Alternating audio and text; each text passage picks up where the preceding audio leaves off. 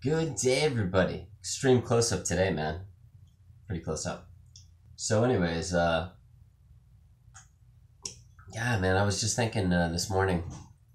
I got a friend. She's really obsessed with beauty.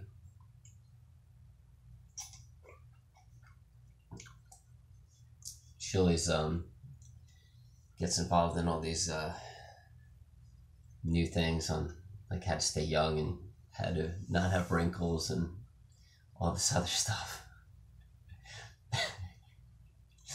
So, anyways, like this is a major issue we have in life, and it's been happening since the beginning of time.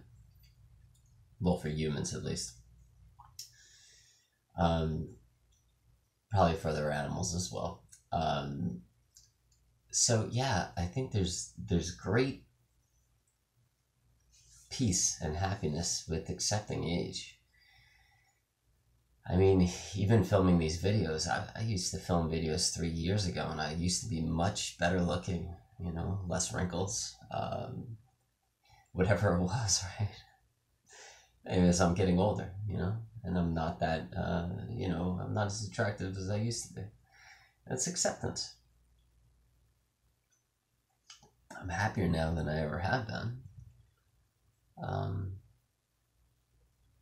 I was really happy at summer camp when I was a camp counselor, but as far as like inner peace goes, without depending on external things like people and events in life to make me happy, you know, uh, I'm definitely happier now because I don't depend on anything to make me happy. Events or people or places. I just can find happiness just staring at trees and clouds. But so I have that internal happiness. So I don't really have to care about looks anymore. I still work out every day, and do yoga and stretch every day because I know the benefits of that. How it makes you a happier person, more sexually active. Even though I don't care about that kind of thing, um, have a runny nose. It's cold out. And it makes you happier and more confident, and it gives you more energy, and makes you live longer. So there's great health benefits in working out and yoga and stretching, as long as you don't overdo it. I mean, you can do it for like 15-20 minutes a day. You don't have to be in the gym for 2 hours, because there's polarities, right? I'm sorry, I stole Eckhart Tolle's line there. There's there's like balances, right? So if you spend 2 to 2.5 hours in the gym working on your body, you could be spending time with your family or your parents or your siblings or your children if you have children, or your friends, or you could be doing other things like, who knows, man. So if you get good at one thing, you start to lose other things, right? So try not to spend too much time on one thing unless you really want to excel at one thing. If you want to become the best guitar player in the world, and that's your major mission in life, to be the best guitar player in the world, then have at it, man. Play guitar 10 hours a day. But rather than that, you need balance, right? Like, I spend a lot of time breaking up my day, spending quality time with people that I enjoy, playing the guitar sometimes, painting sometimes, working out, stretching, yoga, which probably takes out about 45 minutes of my day, those three. But I break them up so they're not 45-minute chunks. Um, Cooking, spending time with family, doing things I love doing, right? So you need to find that balance, right? Um, but as far as working out on the body, trying to stay young and beautiful for your whole life, getting back to the original uh, thing of this, podcast video. Um, yeah, just accept getting older. It's gonna happen. All people, all forms, all people dissolve over time. You know, you only have a certain amount of time on this planet, right? So you have to appreciate everything while it's in front of you. And that includes you getting older. Appreciate getting older. Enjoy getting older. And accept getting older. Enjoy it. I mean, I like the fact that I look, more wrinkly and, older now than I used to, It's cool. I was holding on a lot when I was in my 20s. I was losing my hair and I was like, oh my God, it was the end of the freaking world. I even had a girlfriend at the time. And she said, when you finally lose your hair, you're going to be the most miserable person in the world.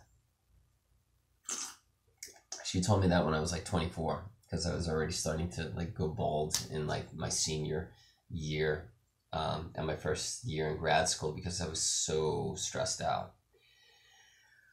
And I also had bad genetics. My grandfather was bald, and so was my father to some degree. So yeah, but I accepted it.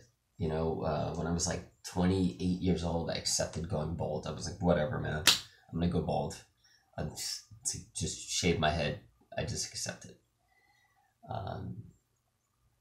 So accepting, appreciating life and appreciating getting older, because the more you hold on to, I have to be beautiful, I have to stay beautiful, I can't get wrinkles, this and this and that, that's gonna destroy you, dude. Like, John Stamos, he's this guy on Full House and Fuller House, and he's like this. He was considered like one of these really good-looking people in 1987 or something, and he was like a heartthrob, and everybody loved John Stamos and all this other stuff.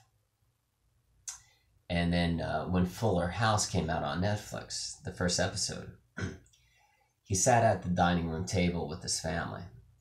And the first thing he said, pretty much the first thing he said, was he looked at everybody around the table and he said, damn, we look good. Because nobody had really aged that much on the show. Of course, they probably all had makeup on because it's a TV show. And none of them really gained weight. They all pretty much look the same as they did like 25 years ago. And it was such a big deal to him, especially to him, because, and then I thought about, because he's better looking now than he was in 1987. I don't know how John Stamos did it, but he's actually better looking. Don't know why or how, but he just aged well. And then I thought about, like, what has John Stamos had to sacrifice and do? And how much money has he had to spend in the last 25 years to stay good looking? Like, how often does he go in front of a mirror and like groom himself and identify with being good looking and identify with holding on to that good lookingness and making that a huge part of his life? How much strain and worry and happiness and suffering does he go through to keep that good lookingness? And it's, oh God, man, it's gotta be a good deal of suffering and a good deal of happiness. So he either looks in the mirror and he's like happy with what he looks like, or he looks in the mirror and he's worried that he's getting older or he's not as good looking anymore. It's awful, man. It's a terrible life. Identifying with your looks, trying to hold on to them, and your looks directing your happiness, whether you're going to be happy or sad in that moment, what you look like. Who gives a shit what you look like? Sorry to curse, but who cares what you look like? I mean, we live in a society where, like, yeah, you could gain things by being good looking, which is really crazy.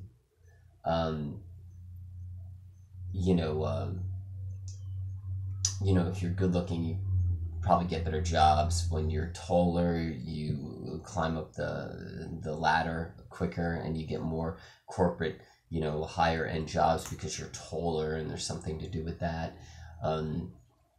there's psychological studies where they found that when people look at good-looking people, these neurons fire off in their brain and they actually make them happier when they look at good-looking people.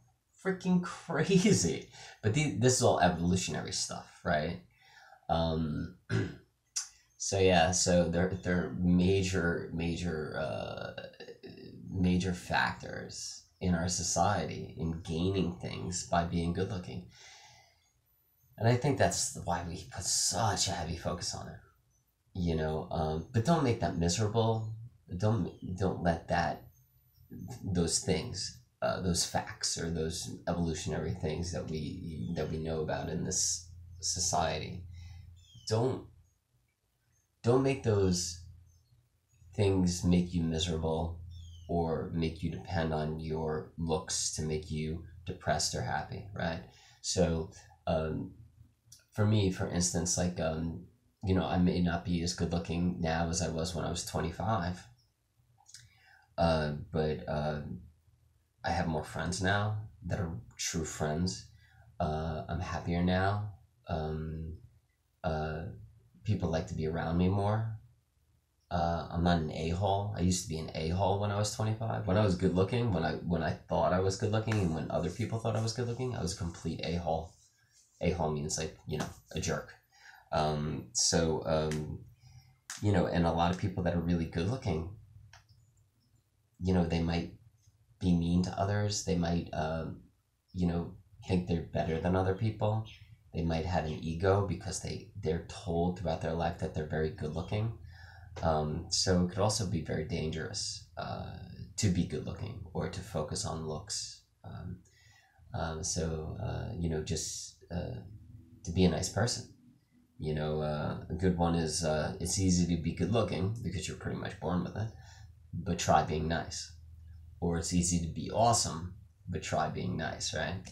Okay, I gotta go, guys. But yeah, focus on accepting getting older, accept getting wrinkles, accept not being as attractive as you were, you know, years ago. Accept going bald, and if you are going bald, just shave it. Because when people go into the grocery store and they see you with half hair, half not hair, that's the first thing that they look at, and they're like, "Oh, dude, just shave it. Just shave it. Just let go. Be free." There's great freedom in just shaving your head every 2 days, so people don't have to look at like half hair, half not hair, because it's not very pleasing to look at. Going back to, you know, looks. Yeah, just accept getting older and appreciate getting older and enjoy the process of aging and getting older and getting wrinkles and, you know, and losing muscles and you know, the body getting older. And I know it's hard for a lot of people to accept that because you realize that you are getting closer and closer to dying. You know, old age equals dying. That's the process, right? You dissolve, the body dissolves over time, and then you die. So you also have to accept death. So I think one of the keys to accepting getting wrinkles and getting older and not being as good looking as you were when you were 25 is you have to accept death first. And once you accept death and you're not afraid of dying and you accept death and you realize you are going to die and it's going to be okay, then getting wrinkles and getting older is not that big of a deal. All right, guys, thank you so much for your time. Peace. Hollande.